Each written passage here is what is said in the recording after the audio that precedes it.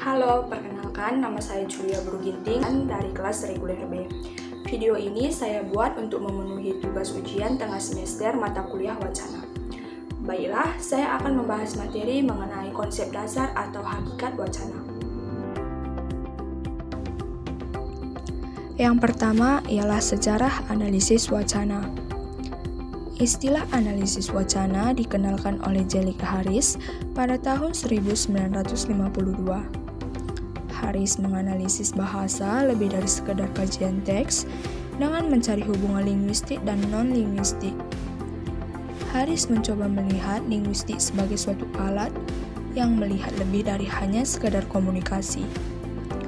Analisis ini bertujuan untuk memberikan suatu cara untuk mendeskripsikan ciri-ciri kebahasaan yang didistribusikan dalam teks dan cara-cara teks dikombinasikan dalam gaya dan style secara khusus. Sebelumnya pada tahun 1946, Charles Morris dalam bukunya yang berjudul Language and Behavior menyatakan ada 3 bidang kajian linguistik berhubungan dengan semiotik, yakni sintaksis, semantik, pragmatik dan sosiolinguistik, dan analisis wacana. Pada tahun 1958, Del Hymes menganalisis bahasa dengan studi percakapan dikaitkan dengan situasi sosial.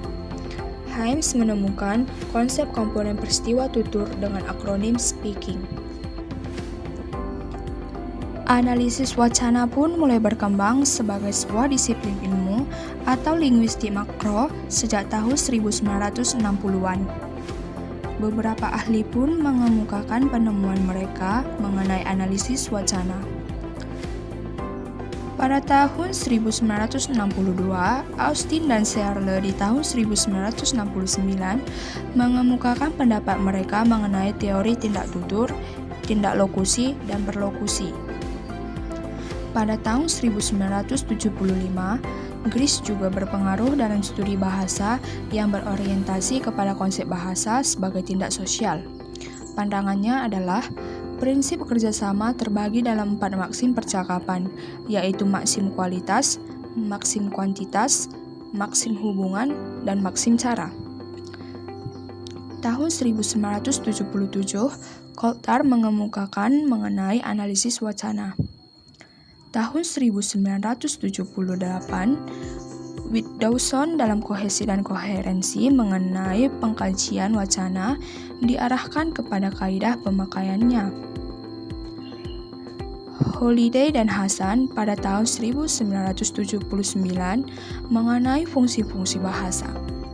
Holliday juga mengatakan hubungan konteks situasi dengan teks dan konteks budaya dengan teks menciptakan kemungkinan penutur menciptakan suatu teks sehingga kedua hubungan tersebut mempengaruhi penggunaan bahasa dalam suatu teks. Stubbs pada tahun 1981 menganalisis wacana dengan percakapan antar penutur. Brown dan Ewell pada tahun 1996, analisis wacana dikaitkan dengan bidang sosio, psikolinguistik, dan komputer. Bisa disimpulkan, analisis wacana kemudian melihat apa yang terjadi saat orang memanfaatkan pengetahuan yang mereka miliki tentang bahasa. Oleh karena itu, analisis wacana adalah salah satu upaya memahami orang menggunakan bahasa berdasarkan dari pengetahuan-pengetahuannya. Pengetahuan itu berdasarkan dari konteks situasi kultural dan hal-hal lain sebagainya. Kedua, mengenai pengertian wacana. Wacana dalam bahasa Indonesia mengacu pada komunikasi verbal seperti percakapan, tuturan, bahan bacaan. Istilah wacana mempunyai acuan yang lebih luas dari sekadar bacaan, atau dengan kata lain, bentuk tataran bahasa yang lebih luas daripada kalimat. Wacana memiliki proposisi atau pernyataan yang mengandung makna yang utuh, atau informasi yang lengkap yang akan disampaikan kepada pembaca atau pendengar. Wacana diwujudkan dalam bentuk karangan yang utuh, seperti novel, buku, ensiklopedia, atau dalam bentuk paragraf, kalimat atau kata yang membawa amanat yang lengkap. Wacana merupakan salah satu bagian dari strata kebahasaan yang menduduki posisi tertinggi atau terbesar di atas kalimat atau klausa dengan kohesi dan koherensi yang berkesinambungan dari awal sampai akhir. Apa itu kohesi dan koherensi? Kohesi adalah keserasian hubungan antara unsur yang satu dengan unsur yang lainnya dalam wacana sehingga tercipta pengertian yang apik atau koheren. Koherensi adalah keterkaitan antara bagian yang satu dengan bagian yang lainnya sehingga kalimat memiliki kesatuan makna yang utuh. Para ahli pun mengemukakan pendapat mereka tentang pengertian wacana. Menurut Hari Murtikri Dalaksana, wacana adalah satuan bahasa yang terlengkap dalam hierarki tata bahasa dan merupakan satuan tata bahasa yang tertinggi atau terbesar. Menurut Henry Guntur Tarigan, wacana adalah satuan bahasa yang terlengkap dan tertinggi atau terbesar di atas kalimat atau klausa dengan koherensi dan kohesi yang tinggi, yang berkesinambungan, yang mempunyai awal dan akhir yang nyata, disampaikan secara lisan dan tertulis. Menurut Halliday dan Hasan, wacana adalah kesatuan semantik dan bukan kesatuan gramatikal. Kesatuan yang bukan karena bentuknya, atau seperti morfem, kata, klausa atau kalimat, tetapi kesatuan arti. Menurut Hood, wacana adalah bangun teoritis abstrak yang maknanya dikaji dalam kaitannya dengan konteks dan situasi komunikasinya. Menurut Himes, wacana adalah bahasa di atas kalimat atau di atas klausa. Oleh karena itu, dapat kita simpulkan, wacana adalah kesatuan makna atau semantik antar bagian di dalam suatu bangun bahasa. Lalu masuk pada bagian yang ketiga, yaitu jenis-jenis wacana. Jenis-jenis wacana dapat dibagi menjadi 5, yaitu yang pertama ialah wacana ekspresif. Wacana ekspresif ialah wacana yang bersumber pada gagasan penutur atau penulis sebagai sarana ekspresi seperti wacana pidato. Kedua ialah wacana fatis. Wacana fatis ialah wacana yang bersumber pada saluran untuk memperlancar komunikasi seperti wacana perkenalan dalam pesta. Yang ketiga ialah wacana informasional. Wacana informasional ialah wacana yang bersumber pada pesan atau informasi seperti wacana berita dalam media massa. Keempat, wacana estetik. Wacana estetik ialah wacana yang bersumber pada pesan dengan tekanan keindahan pesan seperti wacana puisi dan lagu. Kelima ialah wacana direktif. Wacana direktif diarahkan pada tindakan atau reaksi dari mitra tutur atau pembaca seperti wacana khotbah. Bagian yang keempat ialah jenis-jenis wacana. Pertama, eksposisi. Eksposisi ialah sebuah karangan yang menjelaskan dan juga yang menerangkan karangan dengan sangat terperinci dengan tujuan supaya memberikan sebuah informasi atau juga dapat memperluas ilmu serta pengetahuan bagi pembaca. Kedua, narasi. Narasi merupakan sebuah rangkaian cerita yang didasarkan pada urutan suatu peristiwa atau kejadian. Ketiga, argumentasi. Argumentasi merupakan karangan yang berisikan pendapat seorang atau ahli, sikap, maupun penilaian terhadap sesuatu disertai dengan bukti, alasan, dan pernyataan yang dapat diterima secara logis. 4. Deskripsi. Deskripsi merupakan karangan yang menggambarkan sesuatu objek dengan berdasarkan hasil dari pengamatan, perasaan, serta pengalaman dari penulis. Berikut ialah contoh dari wacana. Telah kehilangan dompet berwarna coklat muda di tubuh bambu runcing. Dalam dompet tersebut berisi KTP, SIM C, dan uang 100 dengan jumlah nominal 1 juta.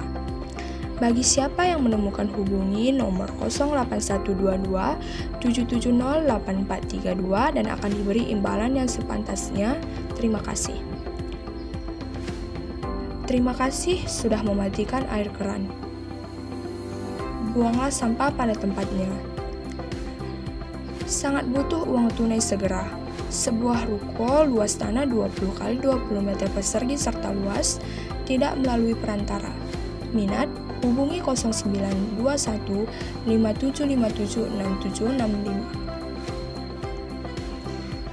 Kalimat-kalimat di atas merupakan contoh dari wacana, disebabkan kalimatnya tersusun dengan rapi, informasinya jelas, dari kalimat satu ke kalimat lain pun saling berhubungan. Bagian kelima ialah manfaat wacana. Kajian wacana memiliki manfaat yang besar apabila dikaitkan dengan konteks Indonesia yang beraneka ragam kultur dan budayanya. Manfaat tersebut antara lain sebagai berikut. 1. Membantu masyarakat memahami berbagai permasalahan yang terjadi sekaligus mencari solusinya. Dengan adanya analisis wacana, dapat membantu masyarakat untuk berpikir kritis dalam menghadapi berbagai permasalahan yang ada di dalam masyarakat. Misalnya saja, kajian wacana akan membantu dalam mendalami permasalahan berikut mencari solusi atas berbagai masalah, misalnya banjir yang selalu melanda ibu kota setiap tahun, memahami bursa pencalonan presiden, menangani permasalahan berkaitan dengan pengemis yang menjamur di mana-mana, kemacetan lalu lintas, dan lain sebagainya. 2. Sebagai bahan pertimbangan untuk menentukan langkah yang akan diambil setelah melihat fakta yang berkembang di masyarakat. Dalam sebuah analisis wacana, pasti di dalamnya terdapat berbagai pandangan yang didukung oleh pemikiran-pemikiran yang logis. Dengan adanya bahan pertimbangan ini, akan semakin memudahkan masyarakat dalam menentukan langkah.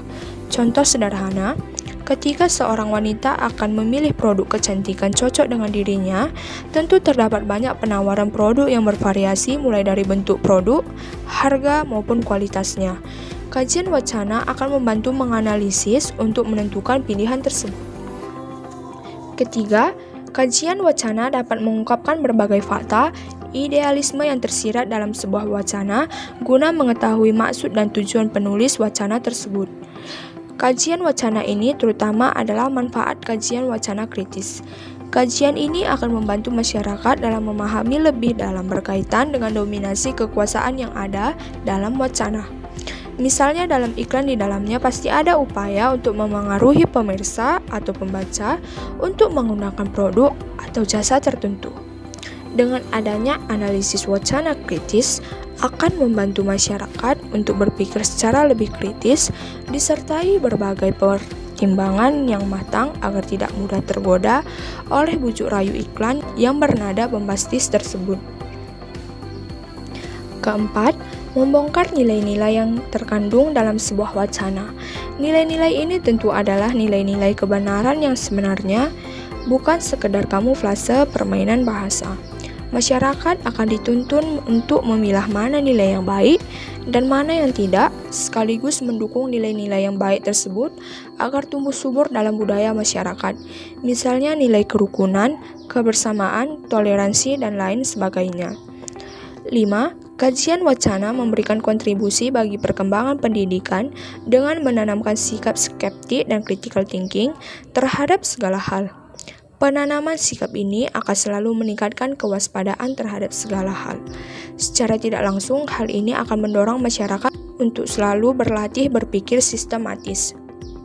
Yang keenam, kajian wacana memungkinkan menganalisis fenomena-fenomena yang terjadi di lingkungan sekitar dari berbagai sudut pandang. Hal ini akan membawa dampak pada meningkatkan pemahaman dan pengetahuan dari berbagai sisi sehingga memperkaya pengalaman dan pengetahuan. Baiklah, sekian penjelasan saya mengenai konsep dasar dan hakikat wacana. Apabila ada salah kata, saya mohon maaf. Sekian dari saya ucapkan terima kasih.